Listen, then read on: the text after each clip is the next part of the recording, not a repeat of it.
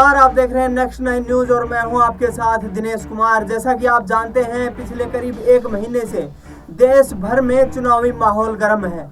चुनावी माहौल के चलते 5 राज्यों में विधानसभा के चुनाव हो रहे हैं, जिनमें से तेलंगाना में आज मतदान हुआ और तेलंगाना में 119 सीटों पर विधानसभा की जो सीटें हैं उन पर मतदान डला।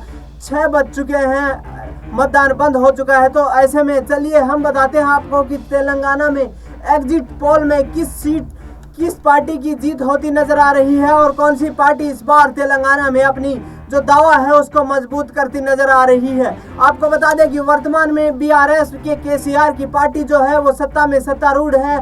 केसीआर इस वक्त तेलंगाना के मुख्यमंत्री हैं और लगातार वो अपनी पार्टी की जीत का दावा ठोकते नजर आ रहे हैं। पिछले चुनाव के एक बार बात पर नजर डालें तो पिछले 2018 के चुनाव में केसीआर की पार्टी बीआरएस को 88 सीटों पर जीत हासिल हुई थी, जबकि कांग्रेस पार्टी को 19 सीटों पर जीत मिली थी। वहीं मुस्लिम वोटिंग का दावा ठोकते हुए अपना जो मत पक्का करने वाले असदुद्दीन ओवैसी की पार्टी एआईएमआईएम को 6 सीटों पर जीत मिली थी, जबकि बीजेपी के खाते में महज 1 सीट आई थी। तो इसी प्रकार से केसीआर ने बीआरएस की जो पार्टी है उसने एक बार फिर से दावा ठोकते हुए और 88 सीटें प्राप्त करके अपनी पार्टी की सरकार बनाई थी। बहरहाल अब लगातार कुछ वक्त से जो है कांग्रेस पार्टी, बीआरएस हो या फिर बीजेपी हो, तमाम पार्टियों की तरफ से एक दूसरे पर जुबानी तीर चलाए जा रहे हैं। लगातार जुबानी जंग जारी है। इसी बीच कांग्रेस की तरफ से राहुल गांधी, प्रियंका गांधी समेत कांग्रेस अध्यक्ष मल्लिकार्जुन खड़गे भी लगातार तेलंगाना पहुंचते रहे और उन्होंने सत्तारूढ़ बीजेपी और एआईएमआईएम सहित बीजेपी पर भी कड़ा हमला बोला। जिस प्रकार आपको बता दें कि इस विधानसभा चुनाव में बीआरएस एआईएमआईएम के साथ मिलकर चुनाव लड़ रही है, तो ऐसे में फिर से एक बार केसीआर तेलंगाना में अपनी कार की ड्राइविंग सीट पर नजर आ रहे हैं। जिस प्रकार से लगातार उनकी तरफ से दावे किए जा रहे हैं कि केसीआर की पार्टी एक बार फिर से चुनाव में जीत दर्ज करके और तेलंगाना में एक बड़ी जीत दर्ज करके सरकार बनाने जा रही है, जबकि कांग्रेस पार्टी भी तमाम लगातार दावे ठोकती नजर आ रही है। और जिस प्रकार से कांग्रेस पार्टी का वहां पर जो जनसभाएं देखी गई और प्रदर्शन देखे गए, उसमें से लगातार यही लग रहा है कि एक बार फिर से कांग्रेस पार्टी बीआरएस को कड़ी चुनौती देती नजर आ रही है। तो चलिए बहरहाल अब 2023 के चुनाव की बात करते हुए आपको बता दें कि किस पार्टी की जो है कितनी सीटें आने वाली है। नेक्स्ट 9 न्यूज के सर्वे के मुताबिक आपको बता दें कांग्रेस पार्टी 60 सीटों पर जीतना हासिल करती नजर आ रही है, जबकि बीआरएस और एआईएमआईएम गठबंधन को 54 सीटें मिलने का अनुमान जताया जा रहा है। जी हाँ, कांग्रेस की जबरदस्त वापसी एक बार तेलंगाना में होती फिर नजर आ रही है। वहीं दूसरी तरफ देखा जाए तो बीआरएस और एआईएमआईएम का प्रदर्शन जो है वो कुछ नीचे गिरता नजर आ रहा है हमारे एग्जिट पोल के मुताबिक। वहीं बीआरएस के अलावा बीजेपी को इस बार बढ़त मिलती नजर आ रही है। जी हाँ, जिस प्रकार से प्रधानमंत्री नरेंद्र मोदी, केंद्रीय गृह मंत्री अमित शाह, जेपी नड्डा ने जिस प्रकार से लगातार वहां पर लोगों से मतदान की अपील की, रैलियां की, जनसभाएं की, तो ऐसे में 5 सीटें बीजेपी को मिलती हुई तेलंगाना में नजर आ रही है। लेकिन एक बड़ी पार्टी के रूप में उभर कर आ रही है कांग्रेस पार्टी, क्योंकि 60 सीटों पर उन्हें जीत मिलती है एग्जिट पोल के हिसाब से नजर आ रही है। जी हाँ, शाम 6 बजे का वक्त हो चुका है, वोटिंग समाप्त हो चुकी है, तमाम दाव पेश ठोके गए थे तमाम बड़ी राजनीतिक पार्टियों की तरफ से, लेकिन 60 सीटों पर कांग्रेस पार्टी जो है मजबूत दिखाई दे रही है इन चुनाव में। वहीं तेलंगाना में बीआरएस और एआईएम गठबंधन भी लगातार चुनौती देता नजर आ रहा है, जिस प्रकार से 54 सीटों पर उनकी बढ़त हासिल नजर आ रही है। वहीं बीआरएस के अलावा कांग्रेस पार्टी 60 सीटों पर बड़ी बढ़त के साथ इस चुनाव में दिखाई दे रही है, जबकि एआईएमआईएम और बीआरएस गठबंधन की बात की जाए तो 54 से 55 सीटों पर इनका दावा काफी मजबूत नजर आ रहा है। वहीं दूसरी तरफ देखा जाए तो भारतीय जनता पार्टी को भी लगभग 5 सीटें मिलती नजर आ रही हैं, जो पिछली बार के उनके प्रदर्शन से करीब 5 गुना बेहतर है। इसी के साथ चलिए आपको दिखाते हैं तमाम पार्टियों के शीर्ष नेता, जो बड़े नेता है, वो किस प्रकार से एक बार फिर मतदान करते हुए दिखाई दिए। बहरहाल आपको बता दें कि कांग्रेस की तरफ से सीएम फेस के भी 3 बड़े चेहरे जो हैं वो बड़ी अपनी जो दावेदारी है ठोकते नजर आ रहे हैं। बीआरएस के जो सीएम है केसीआर कामारेड्डी सीट से चुनाव लड़ रहे हैं और उनको चुनावी ताल ठोकते नजर आ रहे हैं। कांग्रेस प्रदेश अध्यक्ष ए रेवंत सिंह रेड्डी।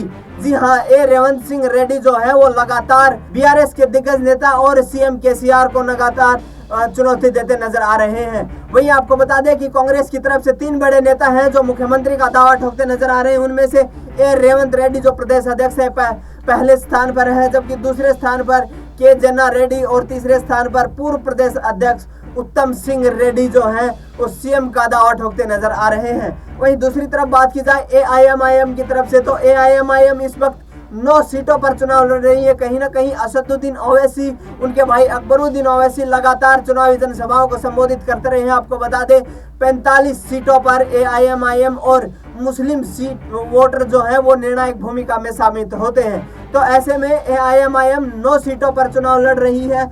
वहीं अकबरुद्दीन ओवैसी जो कि एक बड़बोले नेता के तौर पर प्रख्यात हैं देश की राजनीति में, चंद्रयान गुटा सीट से वो चुनाव लड़ रहे हैं और उनके सामने है वो कांग्रेस के बड़े नेता।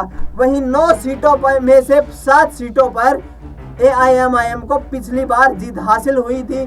जुबली हिल्स से आपको बता दें कि पूर्व क्रिकेटर भारतीय कप्तान अजहरुद्दीन लगातार मोहम्मद अजहरुद्दीन है वो चुनाव प्रचार भी करते नजर आए और दमखम के साथ चुनाव लड़ रहे हैं। तो चलिए अब आगे की जो जानकारी है वो साझा करते हैं हमारे वरिष्ठ सहयोगी अमन कुमार से कि किस प्रकार से, अमन आपका क्या सोचना है जिस प्रकार से कांग्रेस पार्टी एक बार फिर से अपना दावा मजबूत करती नजर आ रही है। जी हाँ, तो जिस प्रकार से हम आपको बता रहे हैं एग्जिट पोल के आंकड़े, और इस वक्त हमारे वरिष्ठ सहयोगी अमन कुमार जी हमारे साथ जुड़ चुके हैं। अमन जी बहुत बहुत स्वागत है आपका।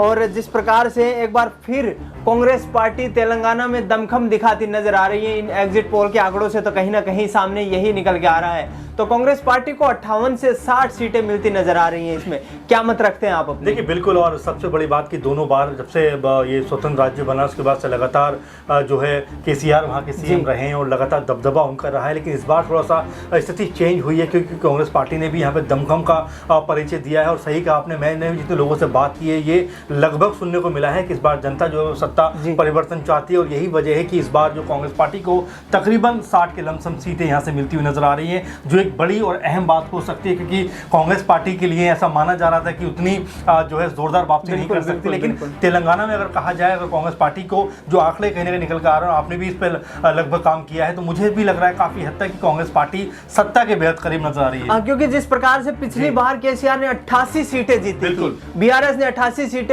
जीतकर पूर्ण बहुमत की सरकार बनाई थी, तो कहीं ना कहीं उनके लिए एक खतरे की घंटी बनते नजर आ रहे हैं कांग्रेस के जो आंकड़े अभी सामने निकल के आ रहे हैं। बिल्कुल बिल्कुल बिल्कुल, और सही बात आपने कहा कि जिस तरह के आंकड़े निकल कर आए हैं, क्योंकि सत्ताधारी पार्टी उसको हराना, उसको सत्ता से हटाना इतना आसान नहीं होता। लेकिन जिस तरह हम देखेंगे कि राहुल गांधी हो, प्रियंका गांधी हो, और भी जो कांग्रेस पार्टी के बड़े और बड़े लीडर से लगातार वहाँ पे जाते रहे, लगातार लोगों से कम्युनिकेट करते रहे, और जिस तरह से एक माहौल बनाया उसमें नजर ये आया। क्योंकि देखिए कांग्रेस पार्टी ने अब एक तरीके से नई अपनी परंपरा शुरू की है, जहाँ पर वो अटैकिंग तौर पर नजर आते हैं, अटैकिंग तौर पर जो सत्ता पक्ष के ऊपर हमले करते हुए नजर आते हैं। और जिस तरह से केसीआर के ऊपर उन्होंने हमले किए कि सिर्फ बातें ही करते रहे, अपने बंगले से बाहर नहीं निकले, और 10 साल आपको जो है लोगों ने एक तरीके दिए, लेकिन इन 10 सालों में अगर देखा जाए तो कोई बहुत परिवर्तन, बहुत ज़्यादा कह सकते हैं यहाँ पर जो है विकास के कार्य नहीं हुए। यही वजह कांग्रेस पार्टी यहाँ पर जो आंकड़े बता रहे हैं कि सत्ता के बेहद करीब नजर आ रही है। जी बिल्कुल, और आप तो लगातार इन पहले भी चुनाव को 18 में भी आपने करीब से देखा था, तो इसमें मैं जानना चाहूंगा कि 45 सीटें ऐसी हैं जिस पर तेलंगाना में मुस्लिम वोटर निर्णायक साबित होते हैं। तो ऐसे में एआईएमआईएम जरूर बीआरएस के साथ मिलकर चुनाव लड़ रही है, लेकिन एआईएमआईएम को महज 9 ही सीटों पर उम्मीदवार उतारे गए हैं। तो क्या ओवैसी का जो वेटेज है इन सीटों के ऊपर वो कम दिखाई दे रहा है, क्योंकि जिस प्रकार से मुस्लिम वोट बैंक का वो दावा करते रहे हैं? देखिए बिल्कुल, और आपने सही बात पकड़ी कि जिस तरह से ओवैसी क्योंकि मुस्लिम हितैषी अपने आप को बताते हैं, ये कहते हैं कि भाई मुस्लिमों में मेरी अच्छी खासी पकड़ है, दखल है। लेकिन देखिए बयानबाजी जिस तरह से होती है, उनके भाई जिस तरह पुलिस के खिलाफ लगातार बयानबाजी करते हैं, देखिए लोगों में आपको काम दिखाना पड़ता है। और देखिए आप कहीं ना कहीं सत्ताधारी पार्टी के साथ मिले हुए हैं, तो वो भी कहीं ना कहीं नजर आता है, वो फैक्ट भी नजर आता है। और दूसरी बड़ी बात कि आपने राज्य में क्या कुछ किया है, कितना विकास किया है, जो जिन लोगों पे जिन लोगों ने आपके ऊपर एतबार किया था उनको कितना आपने विकास की धाराओं से जोड़ा है। तो ये सब बातें थी कि मुस्लिम कार्ड खेलना मेरे ख्याल से लोग समझ चुके हैं। कब तक आप अपने आप को इस तरह से पेश करते रहेंगे कि हम हितैषी हैं, हम हितैषी हैं, और आपने आखिर किया क्या है, ये भी सवाल कहने का उठेगा। तो मुझे ये लग रहा है कि इस बार जो लगातार जो 2 बार सरकार बनी है, जो है केसीआर सीएम रहे हैं, तो इस बार मुझे लग रहा है बीआरएस की जो स्थिति है वो उतनी मजबूत नहीं है। और सीधे तौर पर अगर मैं कहूँ तो यहाँ पर मुझे कांग्रेस की सरकार जो आंकड़ों में पूरी तरह से नजर आ रही आती हुई। बिल्कुल। एक और आगे चलते हैं, बीजेपी की बात कर लेते हैं एक बार। जिस प्रकार से 2018 में महज 1 सीट मिली थी, लेकिन अब की बार 5 से 6 सीटों पर उनका मत जो है, उनका दावा मजबूत दिख रहा है। एग्जिट पोल के जो आंकड़े और तमाम जो दावे हैं वो किए जा रहे हैं उनके आधार के ऊपर। तो क्या केंद्रीय गृह मंत्री अमित शाह हो या प्रधानमंत्री नरेंद्र मोदी हो, योगी आदित्यनाथ हो या जेपी नड्डा हो, तमाम इन दिग्गज नेताओं की बदौलत बीजेपी यहाँ पर कुछ बेहतर प्रदर्शन करती नजर आ रही है? ये बात आपकी सही है। कुछ हद तक कह सकते हैं कि 2-4 सीटें उनके पक्ष में आती हुई नजर आ रही हैं, और जाहिर बात है जहां एक की बात थी वहां एक से ज्यादा सीटें उनके पास हैं, तो प्रदर्शन में सुधार हम कहेंगे। लेकिन ये नहीं कहेंगे कि जो गृह मंत्री अमित शाह के जाने के बाद कोई बहुत बड़ा इंपैक्ट क्रिएट हो गया है, पीएम मोदी की रैली के बाद कोई बहुत बड़ा वहां मैजिक हो गया है। फिलहाल ऐसा होता हुआ नजर नहीं आ रहा है। बल्कि अगर मैं कहूं तो कहीं ना कहीं अमित शाह जिस तरह गृह मंत्री हैं, उन्होंने जो बात कही कि 4% हम जो है आरक्षण खत्म कर देंगे मुस्लिम वोटों का, तो उनको भी इसका जो है खामियाजा भुगतना पड़ सकता है। क्योंकि आपने सीधे तौर पर कहा कि 45 सीटें ऐसी हैं, और जाहिर बात है कि ये जो सीटों का अगर देखा जाए पूरा आंकड़े से, तो 119 में से 45 सीटों पर अगर इस तरह की स्थिति है तो फर्क डालेगा। और बीजेपी की जो उम्मीद थी कि एक ह्यूज उनके पास सीटें आएंगी, मुझे नहीं लगता कि वो ऐसा कुछ होता हुआ दिखाई पड़ेगा। जी बिल्कुल। तो देखिए, जिस प्रकार से आपने अपने अनुभव का यहाँ पर एक उदाहरण पेश किया, और जिस तरह के जो आंकड़े बताए आपने एग्जिट पोल से संबंधित, और आने वाली जो सरकार है वो किस पार्टी की बनने जा रही है उससे संबंधित, आपका हमारे साथ जुड़ने के लिए बहुत बहुत धन्यवाद। और अभी ये तो थे तेलंगाना के आंकड़े। देश में 5 राज्यों में चुनाव चल रहे हैं, विधानसभा के इलेक्शन है, तो बाकी आंकड़ों का क्या हाल है वो देखने के लिए भी आप नेक्स्ट 9 न्यूज के साथ लगातार बने रहिए, क्योंकि यहां से सटीक पोल और कहां। धन्यवाद।